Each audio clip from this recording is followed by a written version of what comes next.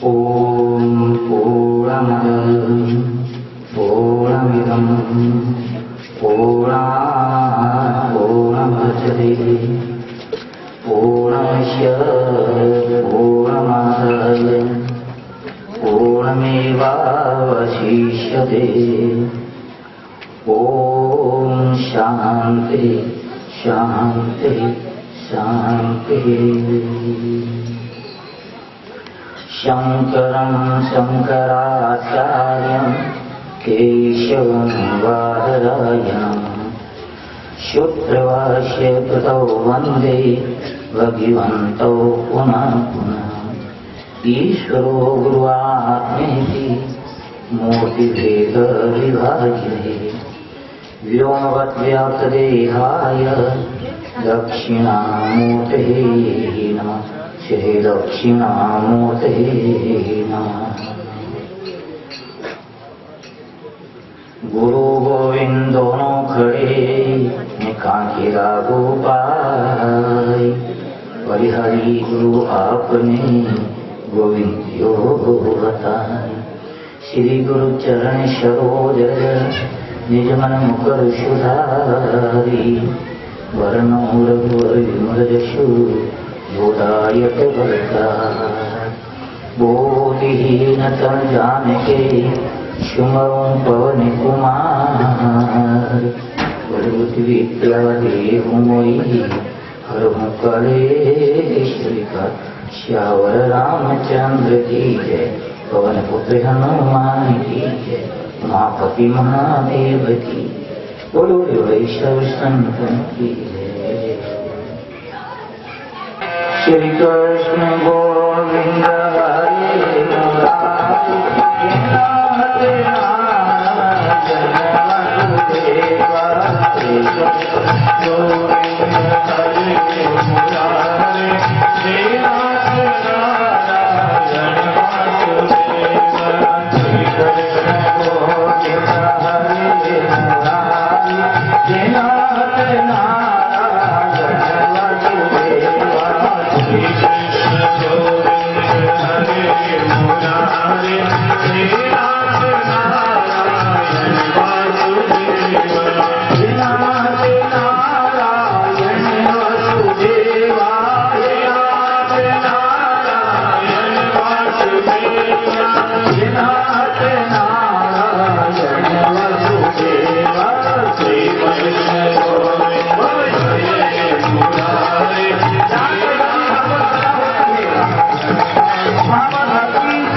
अपने दोनों को ज्ञान और वैराग्य की सही पकड़ होती है। इसी नाम का कीर्तन कर देगा।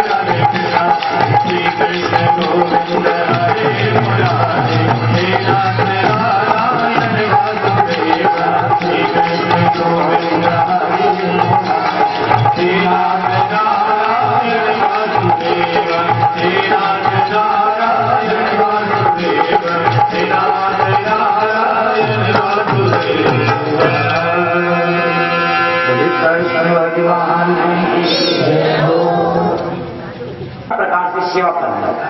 भृगु ऋषि ब्राह्मण जो हैं उनकी हर प्रकार से सेवा करने लगा। इस प्रकार से दैत्यराज बलि वहां पर इन भृगुवंशी ब्राह्मण उन दैत्यराज बलि के द्वारा वहां पर विश्वजित यज्ञ करवाया और इस यज्ञ से बहुत सारी शक्ति पाकर के बहने ये दैत्यराज बलि इंद्र की नगरी जो अमरावती है उसके ऊपर आक्रमण कर दिया। जब इसने आक्रमण बोला, हमला बोला, तो वहां पर देवताओं के गुरु बृहस्पति ने कहा कि हे देवताओं, अगर तुम्हारी तो भलाई इसी में है कि थे लोग हैं तो आपको स्थान छोड़ने पहाड़ और माने गुफा कमरों में जाने बैठ जाओ। क्यों कि दैत्यराज बलि वो भृगुवंशियों के ब्राह्मणों की सेवा करके वहां पर बहुत बड़ी शक्ति पाली है और शुक्राचार्य ने उसको जीवित किया करे। फिर वहां पर उनके ब्राह्मणों की सेवा करने से और वो विश्वजित यज्ञ करके उसने बहुत बड़ी शक्ति पाई। इसलिए इस समय तुम सब अपने लोग को छोड़ करके गुफाओं कमरों में चले जाइए। जब इस तरह से ये सब देवता चले गए दैत्यराज बलि के भयभीत होकर के, तो वहां पर देवताओं की जो माता है देव माता अदिति बड़ी दुखी हुई कि मेरे पुत्र अपनी ऐश्वर्य से भ्रष्ट हो गए। तो उसने अपने पति कश्यप के पास में गई और वहां पर जाकर के उसने कहा, सेवा की। तो पति ने कहा कि अरे हे अदिति, वो क्या बात है? तो कहा कि भगवान, मेरे पुत्र जो है, जो देवता हैं, वे अपनी ऐश्वर्य से भ्रष्ट हो गए हैं, इसलिए आप मुझे कुछ उपाय बता दें। तो वहां पर महर्षि कश्यप ने उनको भगवान की आराधना करने के लिए कहा कि हे देवी, संसार तो स्नेह का बंधन है, भगवान की माया से ये बंधन है। कौन किसका पति, कौन किसका पुत्र, अरे आत्मा तो प्रकृति से परे हैं। सारे संबंध यहाँ पर जो भी है वो मोहजन्य हैं। हाँ, तुम भगवान की आराधना कर, वे दयालु भगवान ही तुम्हारा कार्य को पूर्ण कर सकते हैं। तो वहां पर मेरे विचार से भगवान की भक्ति से बढ़कर के हे अदिति, कोई और दूसरा कोई उपाय नहीं है। वहां पर ध्यान देना, महर्षि कश्यप ने देवताओं की माता अदिति को वहां पर पयोग व्रत बताया कि इस पयोग व्रत को करने पर तेरे को पुत्र की प्राप्ति होगी। तो इस पयोग व्रत के अंदर वहां पर ऋषि ने कहा कि तुम फागुन महीने के शुक्ल पक्ष में 12 दिन तक केवल दूध पी करके रहना। फागुन मास के शुक्ल पक्ष के अंदर केवल दूध पी करके रहना और भक्ति पूर्वक भगवान की आराधना करना। यदि संभव हो सके तो अमावस्या के दिन जो जंगल के जो सुअर हैं, उन सुअर के द्वारा खोदी गई जो मिट्टी है, उस मिट्टी से अपने शरीर के ऊपर मल करके वहां पर स्नान करना। और वहां पर उनको मंत्र बताया। इस तरह से वहां पर माता अदिति, देवताओं की माता, वहां पर इस तरह से आराधना करने लगी। वो वहां पर भूमि पर शयन करती, रात्रि में तीनों समय स्नान करती, झूठ नहीं बोलना, पापियों से बात नहीं करती और सभी प्रकार के भोगों को त्याग करके वो किसी को कष्ट नहीं देती। और इस तरह से वहां पर उसने व्रत किया। फागुन मास के शुक्ल पक्ष के द्वादशी से दिन से दूध पीकर के उसने अपनी आहार लिया। इस तरह से वहां त्रयोदशी के दिन वहां पंचामृत से स्नान करके निसंकोच होकर के उसने दान किया और पयोग व्रत का वहां पर उसने इस तरह से व्रत रखने से बहने जब इस तरह से वहां पर अपने पति के कहने के अनुसार वो एकाग्रचित होकर के इसने प्रयोग व्रत का अनुष्ठान किया तो इनके तपस्या से प्रसन्न होकर के भगवान माता अदिति को वहां पर दर्शन दिया। जब वहां पर माता अदिति ने भगवान श्री हरि के चतुर्भुज रूप में वहां पर दर्शन दिया तो दर्शन करते ही वहां पर वो बड़ी गदगद हुई और भगवान को प्रणाम किया। भगवान ने कहा, हे अदिति, मैं तेरी तपस्या से प्रसन्न हूं, बोल तू क्या चाहती है? तो कहा कि भगवान मेरे पुत्र वापस ऐश्वर्य को प्राप्त हो जाए, आप हमारे पुत्रों की रक्षा करें। तो भगवान ने कहा कि हे अदिति, तेरे पुत्रों की रक्षा मैं तेरा पुत्र होकर के ही करूंगा। ध्यान देना, वहां पर भगवान श्री हरि ने माता अदिति को, देवताओं की माता अदिति को कहा कि मैं तुम्हारे पुत्रों की रक्षा, मैं पुत्र बनकर के रक्षा करूंगा, तुम अपने पति में मुझे ही रूप में। ध्यान देना, वहां पर भगवान श्री हरि ने कहा कि तुम अपने पति की सेवा मेरा ही रूप समझ करके कि पति ही मेरा परमेश्वर है, इस तरह से पति को परमेश्वर समझ करके तुम वहां पर पति की सेवा कर और मैं तेरे पुत्र के रूप में तेरे पुत्रों की रक्षा करूंगा। इस तरह से मां अदिति को वहां पर भगवान श्री हरि ने उनको तपस्या से प्रसन्न होकर के वरदान दिया। इस तरह से वहां पर माता अदिति बड़े प्रेम पूर्वक अपने पति की महर्षि कश्यप की वो सेवा करने लगी और वहां पर भगवान श्री हरि पहने इस तरह से वहां पर जब वो अपने पति की सेवा करती है बड़े नियम के साथ में भगवान रूप समझ करके, तो वहां पर भगवान श्री हरि ही माता अदिति के यहाँ पर वहां पर द्वादशी के दिन, जो विजय द्वादशी कहते हैं, उस विजय द्वादशी के दिन भगवान श्री हरि ही वहां पर अवतरित लिया वामन भगवान के रूप। जब वामन भगवान के रूप में अवतरित हुए तो वहां पर सभी देवता लोग आए, ब्रह्मा जी आए, शंकर आए, समस्त देव आए और भगवान की वहां पर महर्षि कश्यप के आश्रम में माता अदिति के समक्ष वहां भगवान की आराधना की, उन्होंने स्तुति की और वहां पर सभी ने वहां भगवान श्री हरि को जो वामन रूप में अवतरित हुए उनको वे ब्रह्मचारी, भगवान को ब्रह्मचारी वेश में देख करके महर्षि ने कश्यप ने भगवान के जातकर्म संस्कार किए। सूर्य ने वहां गायत्री का उपदेश दिया, बृहस्पति ने यज्ञ पवित्र पहनाया, महर्षि कश्यप ने मोजनी मेखला दी, पृथ्वी ने वहां काले मृग की चरण दी। ध्यान देना, सभी वहां पर आए। पृथ्वी ने वहां पर भगवान ब्रह्मचारी रूप में, तो वहां पर काली में वहां मृग चरण दी। चंद्रमा ने दंड दिया, हाथ में दंड दे दिया और अदिति माता ने अपने पुत्र को वहां पर उनको कोपिन पहनाई और आकाश ने उनको हाथ में छत्र दे दिया और ब्रह्मा जी ने हाथ में कमंडल दिया। सरस्वती ने वहां पर माला पहना दी और ब्रह्मा जी ने सरस्वती ने माला पहनाई और कुबेर ने भिक्षा का पात्र हाथ में दिया और वहां पर उमा देवी जो मां पार्वती है, मां पार्वती उमा देवी वहां पर भिक्षा डाली, अन्नपूर्णा रूप मां पार्वती है ना, ये अन्नपूर्णा है, तो वहां पर भिक्षा उसमें डाली। इस तरह से सभी ने वहां पर अलग अलग वस्तु दी। इस तरह से भगवान अवतरित हुए महर्षि कश्यप के आश्रम में, देवताओं की माता अदिति के वहां जब इस तरह से अवतरित हुए तो वहां पर बहने एक वामन पुराण के अंदर कथा आती है कि माता अदिति के 7 पुत्र थे। जो देवताओं की माता थी अदिति, इनके एक नहीं 8 बेटा था। उन 8 बेटों में हैंगो नैन का था एक भगवान हरि वामन रूप में, छोटा सा पवन, बड़ा सुंदर गोल मटोल, बड़ा सुंदर रूप। जो भी देखता है उस रूप को बड़ी सब मोहित हो जाते हैं।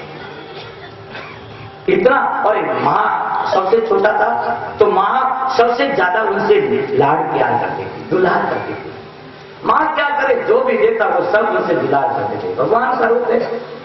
पहले जब इस तरह से मां ज्यादा स्नेह करती थी छोटे बेटे से, होता ही है मां का एक विशेष, छोटो रहे तो वो लाड झेलो भी रहे, क्या तो मोटो ने क्या छोटो, क्या तो मोटो ने क्या छोटो, बीच वाला ने तो कोई भिंडी को नहीं करा, वो तो ठीक है आप लौटे खा पीने भिंगरी तरह दिया करे, भीम है ना मंजिला है, वो तो आप बस वो तो अपने हाथ में लाठी रात को भैंस मारी है, जिसकी लाठी उसकी भैंस, वो तो अपने बलबुत्ता माता खान की तरह मंजिला कोई गिनती नहीं करा जाना वो हाथ में है इस तरह।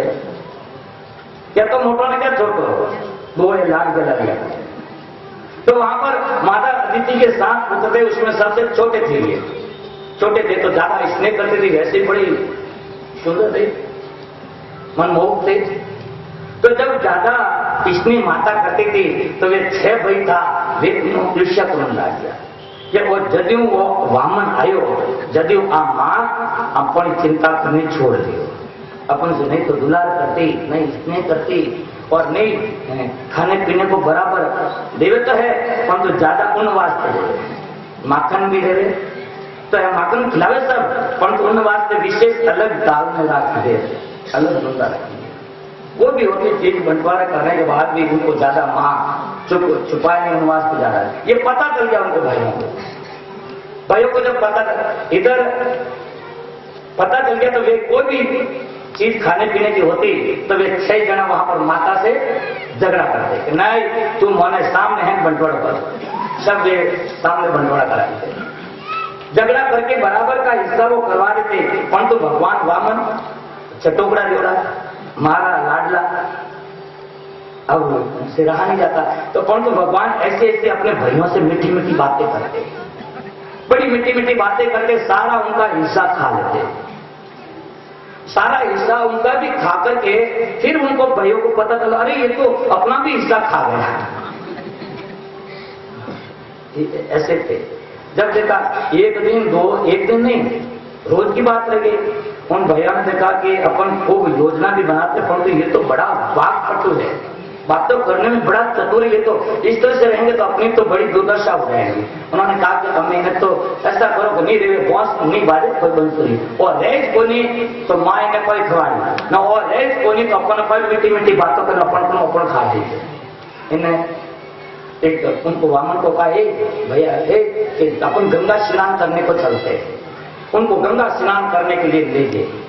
6 भाई मिलकर के वामन भगवान को गंगा स्नान करने को ले रही थी और बराबर चलो कोई बात नहीं, माओ तो झगड़ाने भी बराबर का हिस्सा लेते, परंतु वो बड़ो भाग पटो बातों में सब खा जाता, फिर बाद में पता चलता ये तो सारा ले लिया।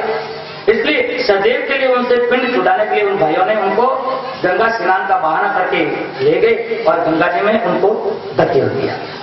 जब गंगा जी में उसको धकेल दिया तो गंगा की धारा में बहते बहते भगवान सीधे कहां गए, जहां राजा बलि भृगु क्षेत्र में कालिकावलिया में अश्वमेध यज्ञ करते थे। उस अश्वमेध यज्ञ में जहां करते थे वहां पर भगवान श्री वामन रूप में वहां पर जाते हुए चले गए। तो वहां जो लोग थे उन्होंने उनको बाहर निकाला और भगवान को श्री हरि को वामन रूप में बड़े सुंदर थे।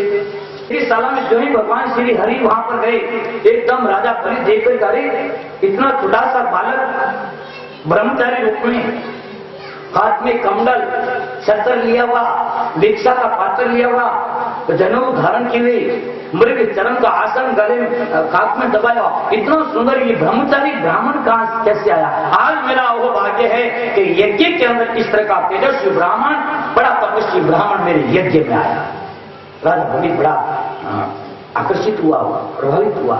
उसने तुरंत राजा बलि ने वहां पर भगवान श्री हरि के चरणों में वहां पर साष्टांग प्रणाम किया, दंडवत प्रणाम किया और दंडवत प्रणाम करके कहा हे ब्राह्मण देव, आज मेरा वो भाग्य है कि आप मेरे यज्ञ में पधारे। आप बोलिए आपको मैं क्या भिक्षा दूं। आप हाथ में भिक्षा का पात्र देखा, खाली देखा, कहा महाराज हे ब्रह्मचारी आपको क्या चाहिए, जो चाहिए जो आप मांगे। भगवान ये कि मैं आइए यूं हर यूं था हमारा हवरा और फारणी हो जाए, ठीक है वो तो थोड़ा सा विनोद था। अब यदि है राजा बलि यदि तुम कुछ देना चाहता है तो मेरे को तो कुछ चाहिए नहीं। देखो मैं हूं ब्रह्मचारी, न ब्रह्मचारी वास्ते पैसे दे कुटिया से भजन करना वास्ते मैंने भजन करना है और भजन करने के लिए मुझे कुटिया चाहिए और कुटिया भी लंबी चौड़ी नहीं चाहिए, मारते जी मार बैठे जी जगह से बैठने के लिए मेरे को कुटिया के लिए जगह चाहिए। तो वहां पर कहा कि हे ब्रह्मचारी आप मांगिए। तो वहां पर जो ही मांगने के लिए कहा कि मेरे को कुटिया बनाना है, कुटिया के लिए आप मुझे कुछ दीजिए। तो वहां पर भगवान श्री हरि ने केवल 3 दग जमीन मांगी। कितनी? 3 दग, 3 पाक। तो वहां पर राजा बलि बड़ा हंसा, ठेका मार करके हंसा। अरे कहा, हरि ब्रह्मचारी तू वैसे बातों में तो बड़ा मोटा मोटा मिनको जल्दी तू बातों करे, तू बात तो बड़ी ज्ञानियों की करता है, पर तो तू मांगवा लागे तो एक हाथ 3 पग जमीन मांगी। तू बात तो बड़ी व्रतों की तरह कर रहा है, बड़ी समझदार प्राणियों की तरह था, परंतु मांगने के समय तुमने केवल 3 पग जमीन मांगी। अरे हे ब्रह्मचारी, अरे जो भी मेरे पास में यदि एक बार भी याचक बन करके आता है, उनको और जिंदगी भर कहीं पर मांगने की आवश्यकता नहीं पड़ती है। अरे तुमने मांग करके क्या मांगा? भगवान कहते हैं बलि ऐसा है कि हम तो है ब्रह्मचारी, और ब्रह्मचारी को ज्यादा संग्रह नहीं करना चाहिए, ज्यादा संग्रह करने पर विपत्ता आती है। इसलिए मेरे को जो 3 पग जमीन चाहिए, मेरे को भजन करना है। हम क्या करेंगे ज्यादा इकट्ठा करके, क्यों हमको 3 पग? अरे और तेरे को जो चाहिए तू मांग ले। फिर भी उन्होंने अरे नहीं, मेरे को 3 पांव जमीन चाहिए। तो वहां पर कहा कि जैसी तेरी मर्जी, वहां पर ऐसा कहा। और तो भगवान ने कहा कि ठीक है, तो ले मेरे को संकल्प कर कि मैं 3 गज जमीन कर दूंगा। संकल्प के लिए जो ही कहा भगवान ने, तुरंत वहां पर शुक्राचार्य पहचान दिए हो, अरे ये तो साक्षात हरि ही देवताओं की माता अदिति के घर से कश्यप के पुत्र के रूप में ही आए हैं। ये तो दैत्यराज बलि को चलने के लिए आए हैं। वहां पर दैत्यराज बलि को अपने शिष्य को कहा, अरे बलि तू क्या कर रहा है? अरे ये 3 गज जमीन नहीं, ये तो पूरा तेरा ऐश्वर्य छीन लेंगे, और तेरा ऐश्वर्य लेकर के पूरा ये तो इंद्र को देने के लिए आया है। अरे तो इनको मत दे, संकल्प मत कर। जब वहां शुक्राचार्य ने मना किया कि आप इनको संकल्प नहीं करें, ये तो साक्षात श्री हरि हैं, भगवान श्री हरि हैं, चल कर रहे हैं, ये तेरे से सारा ऐश्वर्य छीन करके वहां पर इंद्र को दे देंगे। तो वहां पर शुक्राचार्य की इस तरह की अपने गुरु की बात सुनकर के कहते हैं, राजा बलि कहता है कि हे गुरुदेव, मुख से वचन निकल गया सो निकल गया। हमारा चरितार्थ होना चाहिए, भले प्राण चले जाए तो चले जाए। राजा बलि वही था, इनके प्राण चले जाने की कोई परवाह नहीं की, परंतु अपने वचनों के ऊपर, गुरु के कहने पर वचनों पर जड़ रहा। जब गुरु ने खूब समझाया, अरे हे दैत्यराज, ये तेरी संपत्ति नहीं है, सभी इसमें दैत्यों का भी हिस्सा है, और तेरा अधिकार नहीं है कि तू इस तरह से दे सकता है। मना किया हुआ शुक्राचार्य ने, फिर भी पहने वहां पर दैत्यराज बलि संकल्प के लिए तैयार रहता है। लड़ने बचाऊंगा, ऐश्वर्य भ्रष्ट हो जाएगा। तो वहां शुक्राचार्य के भौरा बनकर के वहां पर कमंडल के अंदर, टुट्टी के अंदर कमंडल में आकर के बैठ के जहां पानी बहते। जब वहां संकल्प करने लगे तो वहां पर पहले कमंडल से पानी नहीं आ रहा। तो जब पानी नहीं आ रहा था तो भगवान देखा क्या बात है, अरे मैं कमंडल तो भरने लेना आया, तो गंगा जी में तो यो मैं पानी नहीं आ रही, बात क्या है? देखा हो शुक्राचार्य मेरे संकल्प के अंदर भी विघ्न पैदा कर रहे, भौरा बन करके बैठे। तुरंत वहां भगवान श्री हरि ने, वामन ने कुछ सा घास दी, कुछ सा घास ली, और घास लेकर इन्हें उठे, टूटी ने माने डाली के एकदम शुक्राचार्य की एक आंख फूटी। तो वहां पर शुक्राचार्य ने कहा कि ये कहा कि हे बलि, जा तू अपने ऐश्वर्य से भ्रष्ट होगा, और तू अपने गुरु का अपमान करता है। गुरु जो कहता है वो तू करता नहीं, और तू अपनी मनमानी कर रहा है, जा तेरे ऐश्वर्य से तू भ्रष्ट हो जाएगा। ऐसा श्राप लेकर के शुक्राचार्य वहां से चले गए। भगवान ने वहां पर उनको, राजा बलि को जल दिया हाथ में, और जल से उनको संकल्प कराया, और संकल्प से उनको कहा कि मैं 3 गज जमीन दूंगा। मैंने जब इस तरह से संकल्प कर दिया, संकल्प करने के बाद में भगवान श्री हरि, जब वो संकल्प से पहले मैंने ध्यान देना, वहां पर राजा बलि को जब पता चल गया, ये तो गुरु ने भी वैसे बोल दिया कि ये तो साक्षात श्री हरि पधारे हैं, तो राजा बलि बड़ा बुद्धिमान था। उसने तुरंत वहां भगवान के लिए आसन दिया, पहले आसन पर बैठाया, आसन पर बैठा करके अपनी पत्नी को बुलाई। अपनी पत्नी जो विंध्यावली थी उसको बुला करके, अपने पति और पत्नी दोनों, राजा बलि और उनकी पत्नी विंध्यावली दोनों वहां पर कलश लेकर आई। वो सोने के कलश के अंदर गंगा जल लेकर के आई, और वहां पर दोनों लोग गए। वहां पर भगवान श्री हरि के पहले चरणों की पूजा की। जब वहां पर यज्ञ के अंदर भगवान श्री हरि साक्षात विराजमान हैं, देखिए राजा बलि दैत्यराज बलि का भाग्य है जब आज भगवान साक्षात खुद वहां पर विराजमान है और राजा बलि अपनी धर्म पत्नी के सहित वहां पर पूजा करता है। आज राजा बलि के लिए सोने जैसा सूर्य उदय हुआ है। आज भगवान श्री हरि खुद यहां पर पधारे हैं। वहां पर देवता लोग, समस्त देवता भी आकाश में आए और वहां पर राजा बलि की भाग्य को सराहने लगे कि देखो आज राजा बलि का भाग्य कि जहां भगवान साक्षात यज्ञ में प्रकट हुए और वो दोनों वहां पर पति पत्नी वहां पर बड़ी वृद्धि के साथ में पूजन कर रहे हैं और भगवान उनको आशीर्वाद दे रहे। बहने, आज बलि के लिए बड़ा सोने का सूर्य है। सैया आज सोनारो सूरज उगी हो, आज सोनारो सूरज उगी हो, सैया आज सोनारो सूरज उगी हो, सैया आज सोनारो सूरज उगी हो, मारो दीन घड़ी में मोटो भाग्य परमेश्वर आया पावना, मारो दीन घड़ी में मोटो भाग्य परमेश्वर आया पावना, सैया उतारे दिलाऊं हरिया बैठना, सैया उतारे दिलाऊं हरिया बैठना, सारे लोड़गा पूरे पावे परमेश्वर आया पावे, सारे लोड़गा पूरे पावे परमेश्वर आया पावे, सैया आज सोनारो सूरज उगी हो, सैया आज सोनारो सूरज उगी हो, मारो दीन घड़ी में मोटो भाग्य परमेश्वर आया पावना, मारो दीन घड़ी में मोटो भाग्य परमेश्वर आया पावना, सैया हिंगलो का यारो ढालो ढोली हो, सैया हिंगलो का यारो ढालो ढोली हो, फुलवारी से विचार परमेश्वर आया पावे, सैया फुलवारी से विचार परमेश्वर आया पावे, सैया आज सोनारो सूरज उगी हो, सैया आज सोनारो सूरज उगी हो, मारो दीन घड़ी में मोटो भाग्य परमेश्वर आया पावना, मारो दीन घड़ी में मोटो भाग्य परमेश्वर आया पावना, सैया कैसे दुआऊं हरे धूल, सैया कैसे दुआऊं हरे धूल,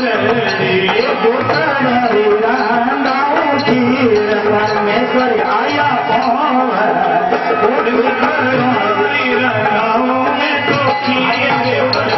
आया पावना, सैया आज सोनारो सूरज उगी, हरे सैया आज सोनारो सूरज उगी हो, सैया चौकारे रंगाऊं हरे पूजना, सैया चौकारे रंगाऊं हरे पूजना, सैया मारे पूरा कोई खान परमेश्वर आया पावना, सैया मारे पूरा हमारी खान परमेश्वर आया पावना, सैया आज सोनारो सूरज उगी हो, सैया आज सोनारो सूरज उगी हो, मारो दीन घड़ी में मोटो भाग्य परमेश्वर आया पावना, मारो दीन घड़ी में मोटो भाग्य परमेश्वर आया पावना, सैया आज पूराऊं चंगे बीज हो, सैया आज पूराऊं चंगे बीज, मोटोरी चौकोरो परमेश्वर आया पावना, मोटोरी चौकोरो परमेश्वर आया पावना, सैया बाई रे रूपाई हरे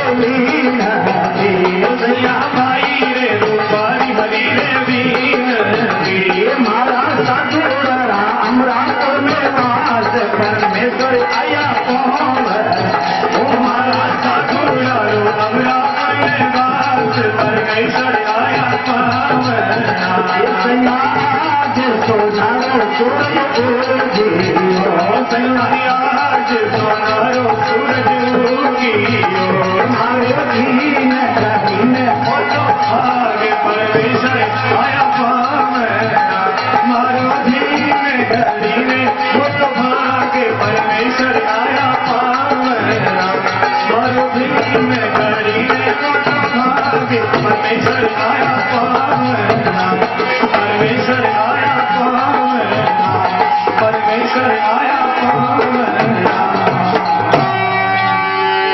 श्री कृष्ण भगवान की जय हो, सच्चिदानंद भगवान की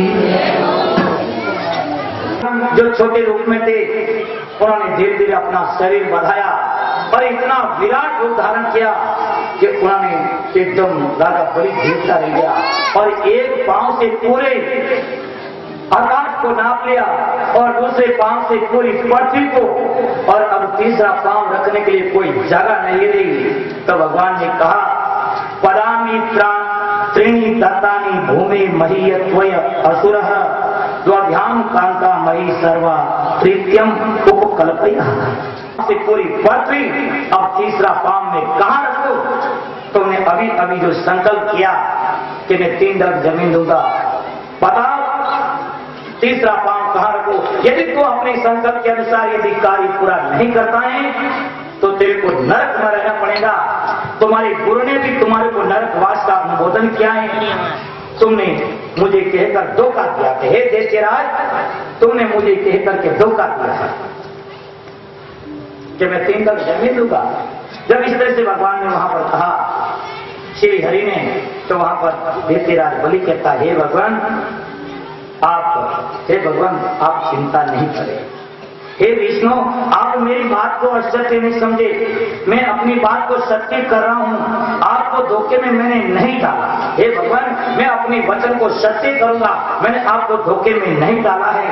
हे भगवान, आपका जो तीसरा पांव है, तीसरा पांव आप मेरे मस्तिष्क पर रखे। वहां पर राजा बलि ने अपना मस्तिष्क आगे कर दिया। भगवान को कहा भगवान तीसरा पांव मेरे मस्तिष्क पर रखे। मुझे भले नरक में जाना, मुझे नरक से कोई डर नहीं है।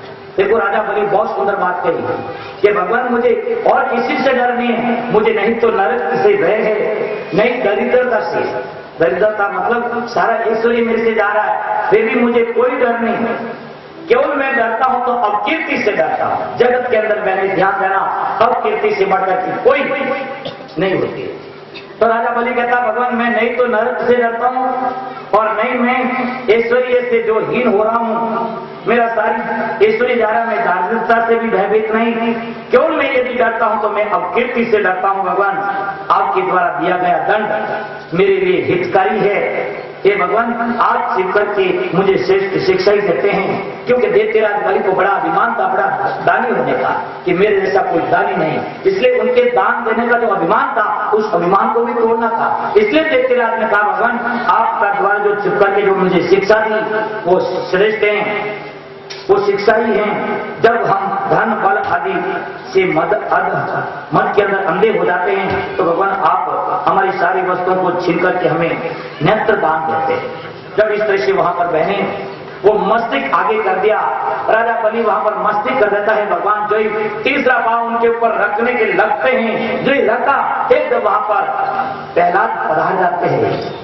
भक्त प्रहलाद आया और भक्त प्रहलाद आकर के भगवान को श्री हरि को वहां पर नमस्कार करता है, प्रणाम करता है और कहता है कि हे भगवान, क्योंकि ये राजा बलि का दादा था, ये प्रहलाद की पोता था दैत्यराज बलि। इस मद से तो बड़े बड़े विद्वान भी अरे वे भी भ्रष्ट हो गए, वे भी मोहित हो गए। इसलिए हे भगवान आप संपूर्ण जगत के स्वामी हैं, मैं आपको नमस्कार करता हूँ। वहां भगत प्रहलाद भी वहां पर नमस्कार करता है भगवान को। सुखदेव जी महाराज कहते हैं राजा परिषद को कि हे राजन, जब प्रहलाद इस प्रकार से भगवान को समक्ष निवेदन कर रहा था तो बलि की पत्नी भी विंध्याचल आ गई। जो बलि की पत्नी थी वही वहीं पर थी। उसने भगवान से प्रार्थना की और कहा हे प्रभु, वस्तुतः जगत के स्वामी आप ही है, और वो तो ये जो मेरे पति है अज्ञानी है, जो आपने जगत के स्वामी मानता है। जो मूर्ख होते हैं, अज्ञानी होते हैं, वही अपने को जगत के स्वामी मानते हैं। हे प्रभु, आप ही जगत के स्वामी हैं। वहां पर बलि की पत्नी कहती है, भगवान आप समस्त प्राणियों के जीवन दाता हैं, आपने इसका सर्वस्व ले लिया, आपने मेरे पति का सर्वस्व ले लिया, इसलिए अब इन्हें आप दंड के पात्र नहीं रहे। आपने इनसे सब कुछ ले लिया, अब ये दंड के पात्र नहीं है, क्योंकि वरुण पास से बंधे हुए। राजा बलि ध्यान देना बहने, भगवान श्री हरि ने अपना इस तरह से बड़ा मोटा रूप करके वहां पर पूरी अंतरिक्ष और पृथ्वी को ले लिया और तीसरे पांव के लिए जो वहां बलि के ऊपर बलि ने मस्तक आगे किया, तो वहां पर कहती है, भगवान ये मेरे पतिदेव वरुण पास से बंधे हुए, जो हाथ में जलता इसलिए वरुण पास से बंधे हुए हैं। इसलिए वहां पर बलि भगवान को प्रणाम करना चाहता है इस बड़े विराट रूप में देख करके, और वहां पर प्रणाम करना चाहता है, परंतु प्रणाम कर नहीं सकता। क्यों? हाथ में जल है, संकल्प वरुण पास से बंधा हुआ है। इसलिए यहां पर उनकी पत्नी दैत्यराज बलि की पत्नी कहते कि हे भगवान आप उनको बंधन से मुक्त कर दे। तो वहां पर भगवान श्री हरि कहते हैं, वहां पर भगवान श्री हरि, ब्रह्मा जी भी कहते हैं, तो वहां पर इस तरह से भगवान श्री हरि कहते हैं कि ब्रह्मा जी को संबोधित करके कहते हैं, ब्रह्मा जी मैं जिस पर कृपा करता हूं तो उसका सबसे पहले दंड छीनता हूं। ध्यान देना, मैंने भगवान श्री हरि की तो ऐसी नीति है कि भगवान श्री हरि जिनके ऊपर कृपा करते हैं तो पहले उनका सारा ऐश्वर्य धन छीनते हैं, और धन की मद से मत वाला होकर के जीव कहीं, भगवान कहते हैं कि कहीं वो मेरा मेरा और अन्य लोगों का कहीं अपमान नहीं करे, इसलिए सबसे पहले उनके मैं धन को छीनता हूं। क्योंकि विद्या विवादाय धनम मदाय शक्ति प्रेषाम पर लगाए।